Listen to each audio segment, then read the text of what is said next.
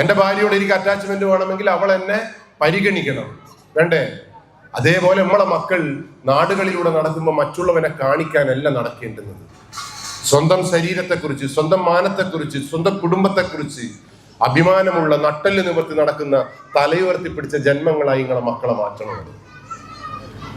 അതിനെന്ത് ആദ്യം നിങ്ങൾ എന്താ ചെയ്യണമെന്ന് അറിയോ? ഈ മാറുന്ന ലോകത്ത് ആണും പെണ്ണും തമ്മിലുള്ള വ്യത്യാസം മനസ്സിലാക്കണമെന്ന്. എല്ലാവരും വിചാരിക്കുന്ന ആണിന്റെയും പെണ്ണിന്റെയും മനസ്സ് ഒരേപോലെ തന്നെയാണ്. ആണിന്റെ മനസ്സ് ആണിന്റെ മനസ്സാണ്, പെണ്ണിന്റെ മനസ്സ് പെണ്ണിന്റെ മനസ്സാണ്. ഇത് നിങ്ങൾ ആരോടും കുട്ടികളോട് പറഞ്ഞു കൊടുത്തിട്ടില്ല എങ്കിൽ ആ കുട്ടിക്ക് ഒരിക്കലും മനസ്സിലാവില്ല. ആ പെണ്ണ് ആണിനെ പോലെ മുടിമുറിച്ചത് കൊണ്ട് ഒരിക്കലും ഇവിടെ എന്താ പറയാ ജെൻഡറിസം ഒന്നും വരില്ല. ഈക്വൽ ഒരിക്കലും ആണും പെണ്ണും ഈക്വൽ ഒന്നും ആവില്ല. പക്ഷെ അവകാശങ്ങളും നിയമങ്ങളും രണ്ടുപേർക്കും ഒരേപോലെ ഇരിക്കണം. ഏതൊരു പെൺകുട്ടിക്കും രാത്രി 1 മണിക്ക് ഈ മണ്ണിലൂടെ നടന്നു പോകാൻ, തലയുയർത്തിപ്പിടിച്ച് നടന്നു പോകാൻ കഴിയണം. ഒരാൺകുട്ടിക്കും കഴിയണം.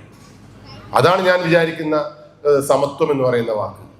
അല്ലാണ്ട് ആണ് പെണ്ണിനെ പോലെ മുടി നീട്ടിയാൽ ജെൻഡർ ഇക്വാലിറ്റി ആയി എന്നും, പെണ്ണാണിനെ പോലെ മുടി മുറിച്ചാൽ ജെൻഡർ ഇക്വാലിറ്റി ആയിരുന്നു, ആണ് പെണ്ണിനെ പോലെ വന്യനിട്ടാൽ ജെൻഡർ ഇക്വാലിറ്റി ആയി എന്നൊന്നും വിചാരിക്കുന്ന ഒരു മനുഷ്യനല്ല ഞാൻ. നിങ്ങൾക്ക് വേണമെങ്കിൽ വിചാരിക്കാം, അത് നിങ്ങളുടെ അവകാശമാണ്, ഇത് എൻ്റെ അവകാശമാണ്. ഇത് വിശ്വസിക്കാം, വിശ്വസിക്കാതിരിക്കാം. അതുകൊണ്ട് എനിക്ക് എൻ്റെ മക്കളോട് ഞാൻ പറഞ്ഞു കൊടുക്കുന്ന ഒരു കാര്യം എന്താ അറിയോ? ആണിന്റെ മനസ്സല്ല പെണ്ണിന്റെ മനസ്സ്.